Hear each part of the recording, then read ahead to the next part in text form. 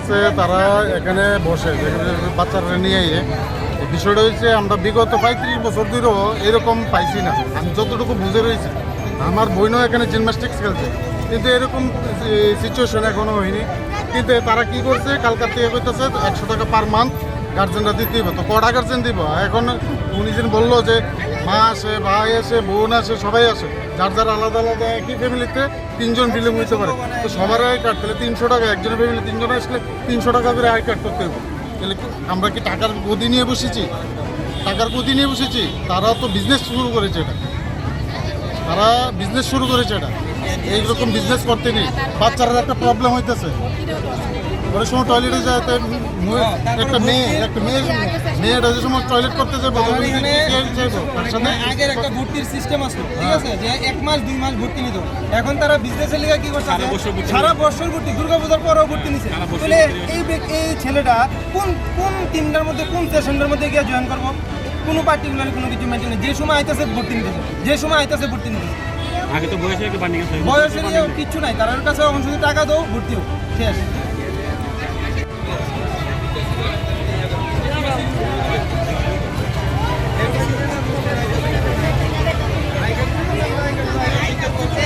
আমরা এমন কিছু করতে করতে পারি না, তারা যা করে আমরা তাই মেনে নেই। কিন্তু কালকে এমন কথা হয়েছে যে গার্জেন এনে বয়া হইতো না, যদি গার্জেন বয়া মান্থলি 100 টাকা করে দেওয়া হয়। কিন্তু মান্থলি আমরা যদি বড় জায়গাটা, এমন জায়গাটা আপনারা দেখেন না, কি জায়গা এটা নিয়ে যায় 100 টাকা করে দেওয়া হইব। আর বাচ্চারা আমরা এমন এই সময় কদ্দুরা সময় ফেস করে আমরা এই জায়গাটা লই মনে করে আমরা এটা টাইম পাস করতে পারি। অ্যাকচুয়ালি এটা না টাইম পাস, আমরা মানে অনেকে লুডু খেলে টাইমটা পাস করানো লেগে বইয়া সময় কেমনে কাটবে। মশা খাইতেছে, সাপ সেদিন ওদের গায়ে উঠে দিতেছে। এই জায়গাটার মধ্যে মানে কালকে ঘটনাটা হয়েছে, মানে আমরা এদিকে বইতে পারতাম না। যদি বই বাচ্চারা ভিতরে দিয়া যদি বই 100 টাকা করে করতে এরপর গেটের আমরা শুধু আমরা গার্জেন করতে বলতে গার্জেন গেটের বাইরে, ঠিক আছে, গেটের বাইরে থেকে বাচ্চা যে ভিতরে আমরা যে বাথরুম টাথরুমে যাই, ওদের পিছনে আমরা যাই, কিছু হলে জামা চেঞ্জ করে দেয়, যাই এটা আমরা দিই। ওরা এই ইয়েটা দেখাক আমরা যে ওরা করব, তৈলে আমরা দেখায়, তৈলে আমরা রাজি আছি। কারণ কইতে তো সবাই কইলা হ্যাঁ করুন, ঠিক আছে, এটাই হইব, আজকে হইব এই কথা, কালকে আবার মিস করে দেবো, কইব না এটা আমরা কইছি।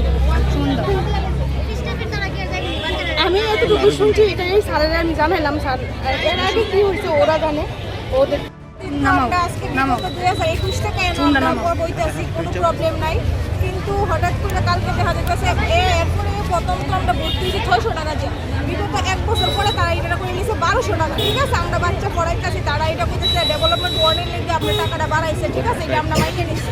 কিন্তু এখন দেখা যাচ্ছে যে আমরা এতদিন বলছি কোনো চার্জ লাগছে না। এখন অনেকে বিকালবেলা হাইসে একটু হাঁটাহাঁটি করে, তারা হাঁটতে দিতে পারছে না, ওয়াশরুম ইউজ করতে দিতে পারছে না। ওখানে তারা তালা দিয়ে রেখেছে, লাইট আছে বিগত, এটা গভর্নমেন্টের আন্ডারে, লাইটটা পর্যন্ত জ্বালা না, ঠিক আছে, না সাপটা দৌড়াদৌড়ি করতেছে, ঠিক আছে, এই ডোর নামাই নিয়েছি। তখন তো ভিতরে যাইলে বলে 100 টাকা দিতে হইব। বাচ্চার হয়েছে কি 1200 টাকা, আমরা 1200 টাকা দিব, এটা কি ফাইজ দেবে আবার 1200 টাকাটা মনে করেন একটা গাড়ি ভাড়া দিয়েছে, অনেক দূর থেকে লোক আইতেছে। তো 1200 টাকাটা হয়েছে 2 দিন পরে 2400 টাকা। আমরা কই কি কারণে বাচ্চার টাচ্চা মেনে নিয়েছি, আমরা কি কারণে মানো? তারপরেও আমরা কইছি যদি মান্থলি না হয়, সেই ইয়ারলি 100 টাকা হয়, তাহলে আমরা এটাকে সমর্থন করতে রাজি আছি। কিন্তু না, তারা কইছে বাধ্যতামূলক 100 টাকা দিতেই হইব। আমরা এটা দিয়ে তো পারতাম না, কারণ আমরা অন্য আরও দিদিরা পারতো না, কারণ সবাই তো অনেক একটা বাচ্চা পিছনে ডেইলি 100 টাকা একটা গাড়ি ভাড়া আছে। একজন ভদ্রমহিলা তাই জব করে, তাই বলতেছে যে তাই এটা গভর্নমেন্টের আন্ডার না, এটা সেমি গভর্নমেন্ট, ভালো সেমি গভর্নমেন্ট, নাইলে আমরা নত হইতাম 500 টাকা দিয়ে, সেটা যে আমরা 500 টাকা দিব দিয়ে নত হইতাম। আমরা কি কারণে নত হইতাম? আমরা যদি এত টাকা খরচ করতে পারি, তাহলে তো গভর্নমেন্ট না করে সেটা তো আমরা পাবলিক করতে পারি, পাবলিক আমরা বাচ্চারা ইয়ে করাইতে পারি। তো আমরা গভর্নমেন্টের দ্বারা আইসি কি লিখে, কোন কারণে আইসি?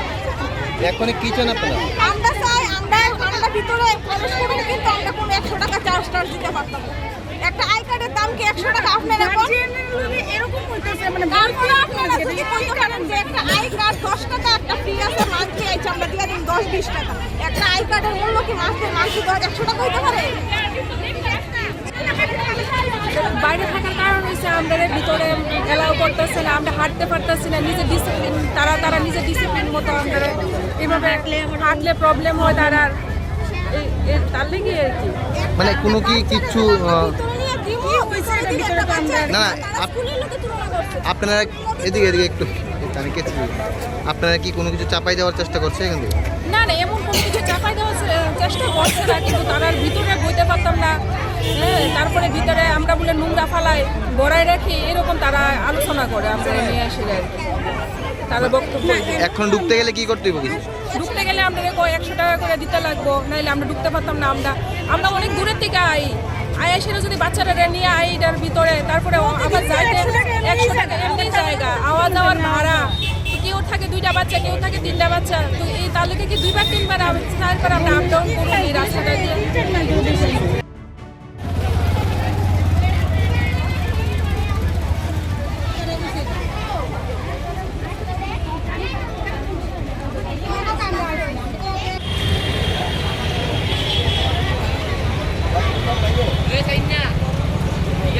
দেখুন আমাদের এখানে আগে কোন স্কুলে কি পার্টিকুলার কোনো আমাদের এখানে কিন্তু আগে সিসি ক্যামেরা ছিল না, এখন পুরো কমপ্লেক্সে আমরা সিসি ক্যামেরা লাগিয়ে নিয়েছি, অথবা 1-2 দিনের মধ্যে সিসি ক্যামেরা চালু হয়ে যাচ্ছে। আগে কি হতো, এদিক দিয়ে বাচ্চা চলে যেত, ওইদিকে বাচ্চা চলে যেত, দেখার মতো কোনো সুযোগ ছিল না। হ্যাঁ, এখন আমরা সিসি ক্যামেরার আওতায় নিয়ে আসলাম পুরো কমপ্লেক্সটাকে। যেহেতু সিসি ক্যামেরার আওতায় আছে, অনেকটা আমাদেরও নজরদারি করতে সুবিধা হবে। আর আপনি যেই প্রশ্নটা বারবার করছেন যে আপনারা কি দায়িত্ব নেবেন, দেখেন এত স্কুল, সরকারি স্কুল আছে, কোনো হেডমাস্টার বা কোনো টিচার গ্যারান্টি সহকারে এই কথা বলবে না যে আমরা দায়িত্ব নেবই 100%। আমি আমার মতো করে 100% চেষ্টা চালিয়ে যাব। আমি কোচেসদের বাধ্য করেছি এই ডিসিপ্লিনটা মেনটেন করার জন্য, কিন্তু আপনি যদি আমাকে বলেন যে সব কিছুর দায়িত্বটা আমার নিতে হবে, এটা কিন্তু আমি আপনাকে ওই গ্যারান্টি দিয়ে বলতে পারবো না। যার 100% আমি দায়িত্ব নেব, আমরা সবাই মিলে দায়িত্ব নেব, আমাদের এটাই বলছি আপনারা সবাই সবাই নেবেন, মিলে দায়িত্ব নেব। সেটা তো আমি বারবার বলছি, সেই কারণে তো আমি কোচেসদের সঙ্গে কারণ meeting এতদিন তো এটা হঠাৎ করে চালু হবে, ঠিক আছে না? এতদিন অনেক কিছুই কাউন্সিলে ছিল না, এটা আপনারা নিজেরও দেখতে পাচ্ছেন। কাউন্সিলের আগের অবস্থান আর বর্তমান অবস্থানটা আপনাদের চোখে পড়ে। আমি আশা করি আরও 1-2 মাসের মধ্যে আরও বেশি আপনাদের চোখে পড়বে। তো কিছু নতুন কিছু করতে গেলে সমস্যা আসবে।